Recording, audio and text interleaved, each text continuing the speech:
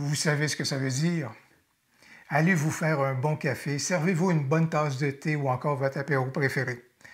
Parce qu'aujourd'hui, je veux prendre quelques minutes pour vous remercier, pour partager avec vous mon appréciation et ma reconnaissance. Je veux aussi prendre quelques minutes pour partager avec vous mes réflexions au sujet de ma chaîne en cette fin d'année 2020. Je vais avoir besoin de votre perspective sur les choses et de votre point de vue. C'est ce que je vous propose aujourd'hui. Si c'est votre première visite sur cette chaîne, bonjour, mon nom est Louis Lavoie, je suis l'auteur du blog et de la chaîne fairedelaBellePhoto.com. C'est une chaîne qui s'applique à partager avec vous des trucs, des conseils, des astuces, de même que des découvertes afin que vous puissiez progresser dans votre cheminement photo. Si vous aimez des vidéos comme celle-ci, même si elles sont un peu plus réflexives, n'hésitez donc pas à cliquer sur j'aime, n'hésitez surtout pas à vous abonner. Et puis, merci de faire route avec moi. Juste avant d'aller plus loin dans la vidéo, il y a quelques semaines, j'ai fait une vidéo sur des suggestions cadeaux pour des photographes. Vous avez aimé la vidéo, mais dans celle-ci, et surtout dans les, pas dans celle-ci, mais dans les commentaires qui ont suivi, et surtout lorsque je parlais de suggestions de livres photos, Fred nous a fait connaître une très, très belle collection que peut-être quelques-uns parmi vous connaissez, mais c'est la collection Photo Poche. Je ne connaissais pas la collection et par grand bonheur, la collection existe, ou en fait les publications ont été achetées par la Grande Bibliothèque ici à Montréal. Alors je me suis précipité à la Grande Bibliothèque. J'ai emprunté déjà 5 ouvrages. Il y a juste à peu près 170 publications dans cette collection-là.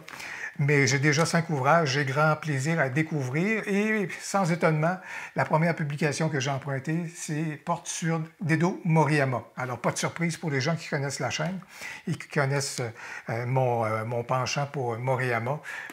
C'est sans étonnement, donc c'était mon premier emprunt par rapport à ça. Mais Fred, merci beaucoup pour la très belle suggestion.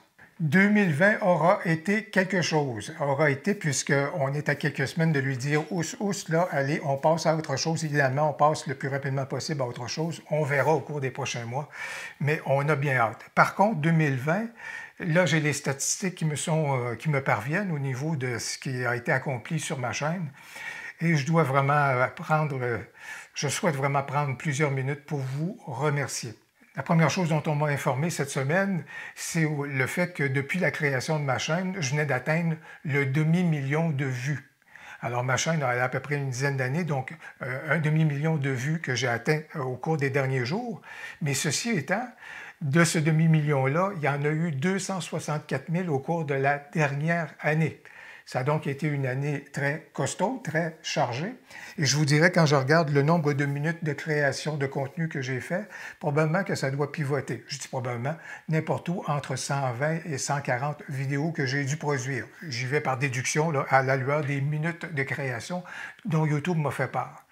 Donc, j'ai mis les efforts, j'ai consacré des efforts. Et si j'ai mis les efforts, c'est parce que je recevais de votre part une appréciation, des commentaires, des éléments qui me motivaient, qui m'indiquaient qu'il y avait un intérêt pour les contenus que je mettais donc en ligne sur YouTube. Première des choses. Deuxième élément, merci beaucoup aux 3500 nouveaux abonnés au cours de la dernière année. Je le dis souvent dans les commentaires pour les gens qui disent « je viens de m'abonner » des trucs du genre.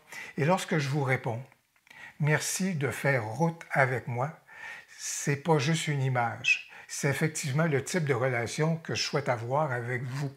Merci de me faire confiance, c'est vrai, mais merci de faire route avec moi, c'est-à-dire que ma route, tantôt serpente, tantôt est en ligne droite, tantôt est une grande courbe et des trucs du genre, mais vous acceptez de faire route avec moi, vous acceptez que je puisse partager des éléments avec vous au fur et à mesure.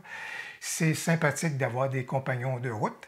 On peut penser à Compostelle si on fait du Compostelle. On peut penser à plusieurs chemins sacrés si on fait route avec des gens ou des trucs du genre. C'est extrêmement sympathique. Et lorsque je vous réponds « merci de faire route avec moi », c'est senti et ça vient du cœur.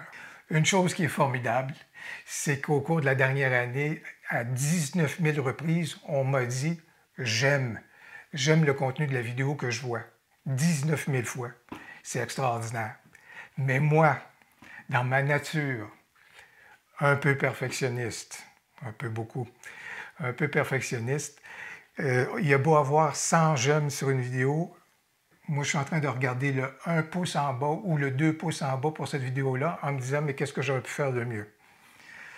Je vous souhaite de ne pas avoir cette caractéristique que j'ai. Je vous le souhaite vraiment. Et tiens, je demande à Frédéric Lenoir de me donner un coup de pouce à ce sujet-là. Là. Je dois bien être en mesure de pouvoir passer à une autre étape par rapport à cela, mais c'est pour les 19 000 fois que vous avez dit j'aime, c'est moi qui vous remercie. Il y a quelque chose également qui est très précieux pour moi, très, très, très précieux. C'est le fait que je tente, avec cette chaîne, de créer une communauté de gens, une communauté de partage, parce que c'est une chaîne qui porte sur la formation dans le domaine de la photo. Alors, je tiens à créer une communauté de partage, amener des gens effectivement à partager les informations les uns avec les autres lorsqu'il y a une thématique ou lorsqu'il y a un sujet qui est amené. Et YouTube m'informe que j'ai répondu dans le courant de l'année à 2400 commentaires. Pour moi, c'est important. Lorsque je réponds à un commentaire, ça vient dire « je vous ai lu ». Je vais prendre le temps de commenter, de dire « je vous ai lu, puis merci de votre commentaire » ou « voici un complément d'information ». Je vais prendre le temps de le faire lorsque vous commentez de façon, je dirais, constructive et de façon positive. Vous n'êtes pas obligé d'être d'accord, bien entendu, avec les points de vue qui sont amenés, les miens, en l'occurrence, mais il y a une façon de dire les choses et lorsque vous êtes respectueux dans la façon de dire les choses, même si vous êtes en désaccord, sans souci, je veux dire, je vous ai lu, tout à fait, puis je respecte votre opinion, puis des trucs du genre. Ça, c'est tout à fait correct. Donc, 2400 fois, j'ai répondu à vos commentaires dans la perspective, justement, de faire route avec vous. Quelles ont été les vidéos les plus populaires? Lorsque je regarde la dernière année, bien, je vous dirais que certainement que Luminar occupe une place de choix dans votre intérêt. D'une part, je vois également que lorsque j'ai parlé de mon EOS R de Canon, lorsque j'ai parlé du R5 et du R6, également les gens cherchaient à se documenter sur ces nouveautés-là. Lorsqu'il y a eu des éléments qui, évidemment, dans la première période de confinement, lorsqu'on a fait des projets créatifs en période de confinement, ça également, ça a retenu votre attention. J'ai à l'esprit où ce que je vois ici, la photographie de fumée vous a beaucoup intéressé. La double exposition également, la créativité du photomontage, ce sont des éléments que je peux voir de ce côté-là. Et chaque fois que je fais de la photo de rue, c'est certain que vous l'appréciez énormément. Pour l'exercice peut-être, pour également voir un peu les rues de Montréal, les quartiers que je visite et que je photographie, sans doute également. Ça permet de voyager sans trop se déplacer, si vous voulez. Ça a retenu votre attention. Mais en définitive, là, il y a 4 pôles, il y a 3 à 4 à 5 pôles là, qui retiennent définitivement davantage votre attention que d'autres. Avec ce que je viens de nommer, ça me permet d'aborder le volet de mes réflexions au terme de l'année 2020. Parce que vous le voyez, c'est une chaîne qui est dans le domaine de la formation. Et il n'en reste pas moins que je suis une espèce de touche-à-tout. Regardez les sujets que je viens juste de vous nommer. Retouche photo, photo de rue, photo créative, technique photo, équipement, logiciel. Je suis un touche-à-tout. Ce qui peut être intéressant pour les uns, ce qui peut être un peu exaspérant pour les autres. Si vous vous êtes abonné suite à une vidéo au niveau de la photo de rue, ben vous vous attendez à ce que je parle davantage de photo de rue parce que c'est ce qui vous a intéressé. Si vous vous êtes abonné à cette chaîne parce que je parle de Luminar ou des logiciels de retouche photo, Luminar 4, Luminar AI ou des trucs du genre, ben vous aimeriez peut-être que chacune des vidéos que je publie touche au sujet qui a retenu votre attention initialement. Si vous vous intéressez aux techniques photo, bien, vous aimeriez que j'aborde davantage des éléments au niveau de la technique photo et ainsi de suite. Et je vous ballotte d'un contenu à un autre au gré de mes inspirations, au gré de la saison, au gré des circonstances, etc., etc., etc.